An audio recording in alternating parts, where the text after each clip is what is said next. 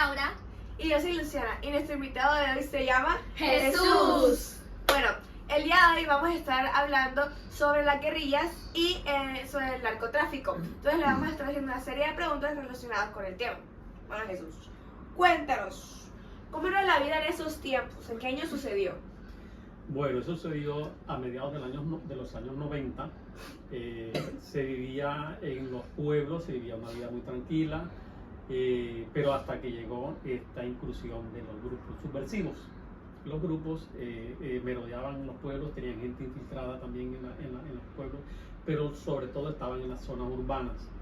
Entonces quiere decir que estaban en las fincas, en los alrededores, en los caseríos alrededor de los pueblos, y ellos vigilaban y le hacían seguimiento a la gente que, entre comillas, podía pagar una extorsión o podía pagar un secuestro. Entonces ya ellos sabían, porque tenían sus investigadores y sabían quiénes eran los dueños de la finca, a qué hora iba, a qué días iba, y le hacían un seguimiento a las personas. Eso quitó un poco, digamos, la tranquilidad que había en esos pueblos. Bueno, cuéntanos, ¿cómo ocurrió el secuestro? Bueno, el secuestro vino después de unos días, de una primera parte de extorsión, ¿no? Le mandaban mensajes a la familia diciendo que tenía que aportar un dinero o dar unas cuotas para evitar no ser secuestrados o para garantizar la seguridad de las personas de la familia. Entonces, el secuestro ocurrió un día yendo para la finca en nuestro vehículo. Los secuestradores o los subversivos se atravesaron en el camino y simplemente nos dijeron: se trata de un secuestro, por favor acompáñenos. Y en ese momento uno no puede poner resistencia porque peligra la vida de las personas. ¿Cómo te trasladaron hacia las celdas? Caminando. Primero nos llevaron en un vehículo hasta un pueblo cercano, y de ahí hacia donde nos mantenían fue caminando alrededor de un día, más o menos, caminando. Hacíamos pausas para descansar, pero fue alrededor de un día caminando y en plena selva. Ellos conocen esa zona, la conocen muy bien, obviamente, y saben dónde parar, dónde no hay ejército, y dónde descansar, dónde dormir. Y en ese trayecto nos tiramos un día, un poco más de pronto, hasta llegar a un sitio donde ellos tenían su campamento, digámoslo así. ¿Cómo se sintió usted en el secuestro? Bueno, relativamente nervioso, inseguro por la misma situación, ¿verdad? Porque estábamos en una zona rural que se sabía que había ejército buscando a los guerrilleros, y no dejaba de ser una situación preocupante y de mucha incertidumbre, porque el temor de un enfrentamiento de la guerrilla con el ejército. De todas maneras, no era una situación, digamos, de calma, pero trataba uno después de mantenerla. ¿Cómo tu familia recibía señales de vida de que tú estabas bien? O sea, ¿cómo tu familia sabía que no te estaban maltratando o que estabas vivo? Bueno, en esa época no había los medios o la tecnología de hoy, los medios de comunicación de hoy.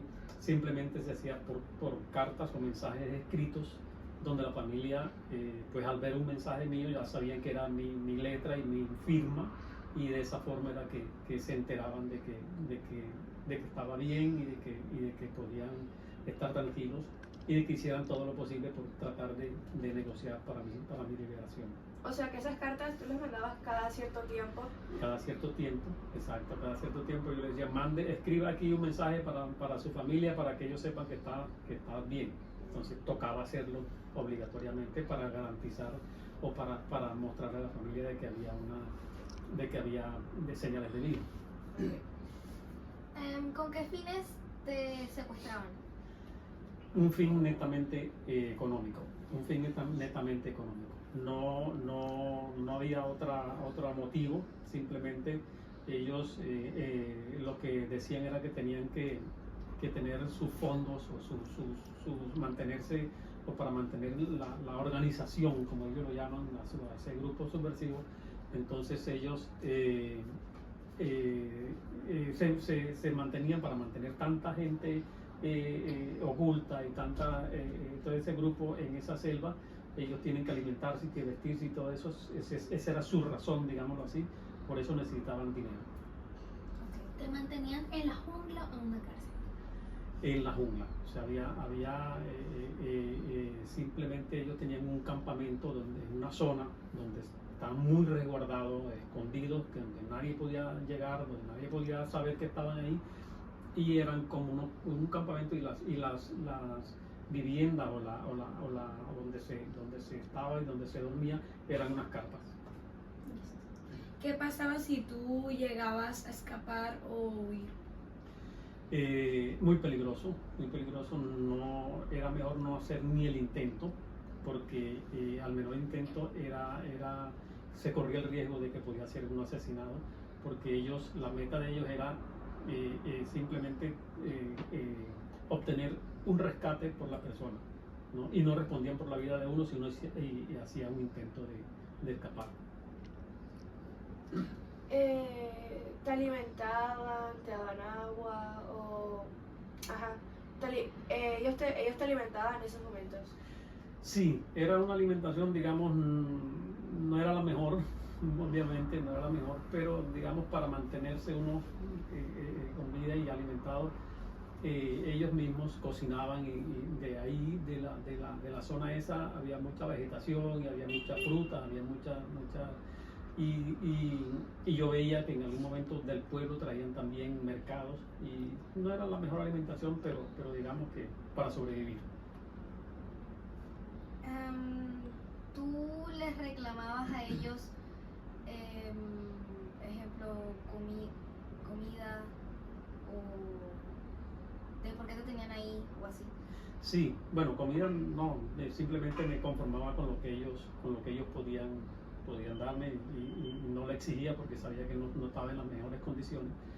Pero sí les insistía de que por qué hacían eso, que no tenían por qué hacerlo, que por qué estaban en esa situación, que si no les parecía bien tener una vida oculta y una vida en la selva, pero no, decían que no me interesaba eso, y que eso era su movimiento, y que eso era su ideal, y que con ese ideal y esa forma de proceder ellos iban a conseguir sus objetivos.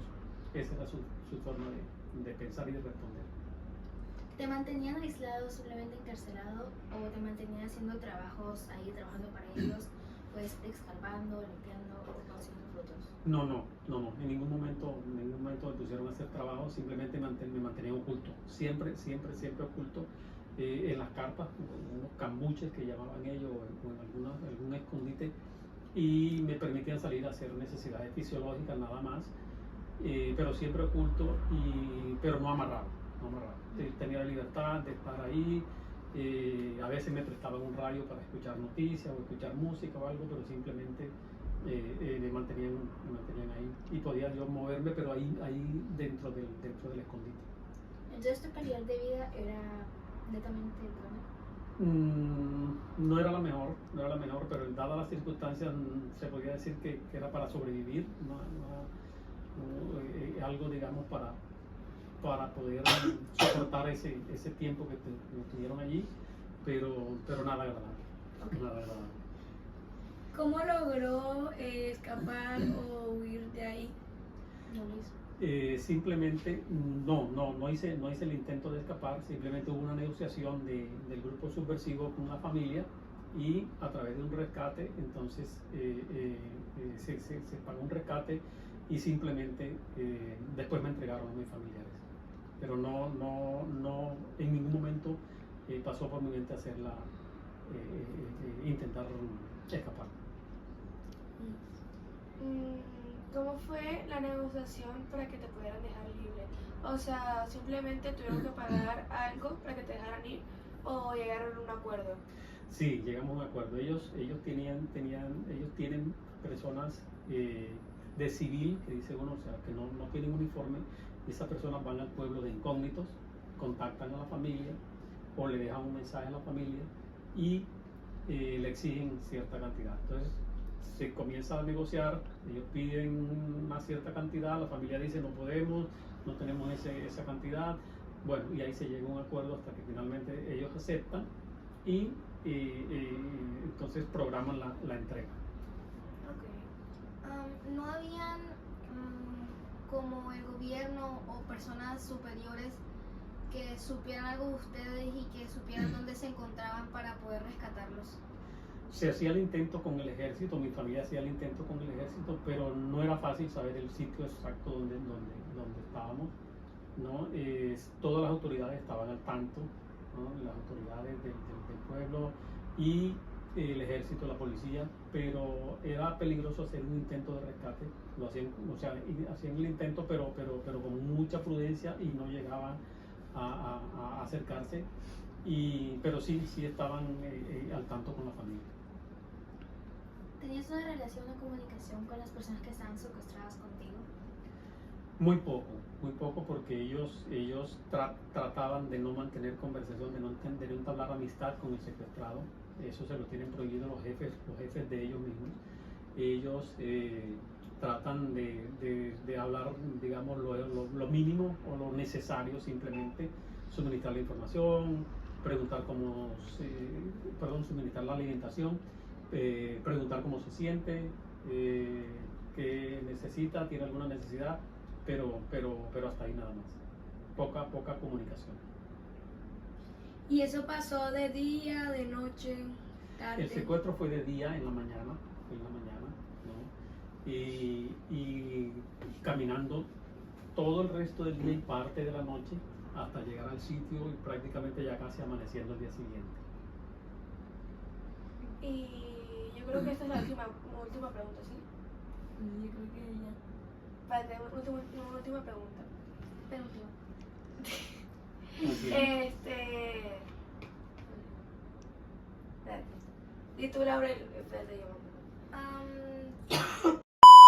3. Bueno, Jesús, ¿cuánto tiempo duró el secuestro? El secuestro duró alrededor de un mes, que a pesar de que fue en teoría poco tiempo, pareció muchísimo más de eso.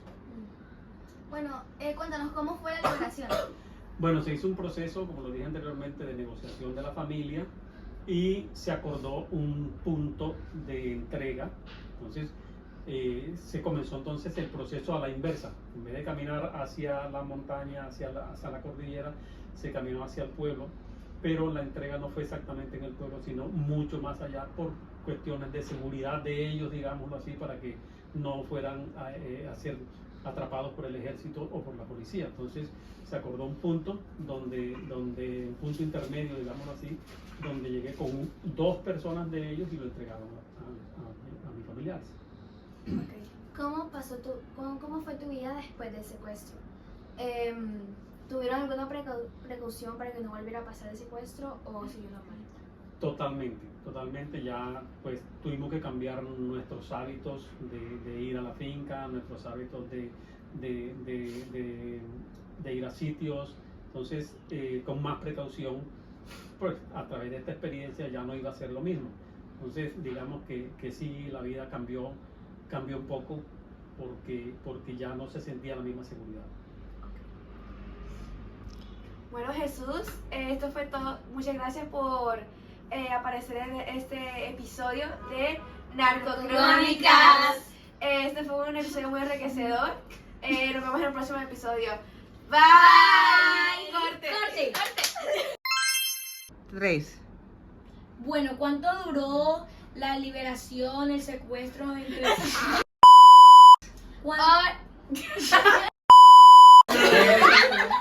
No. Qué desastre. Y toca para acá. Uy.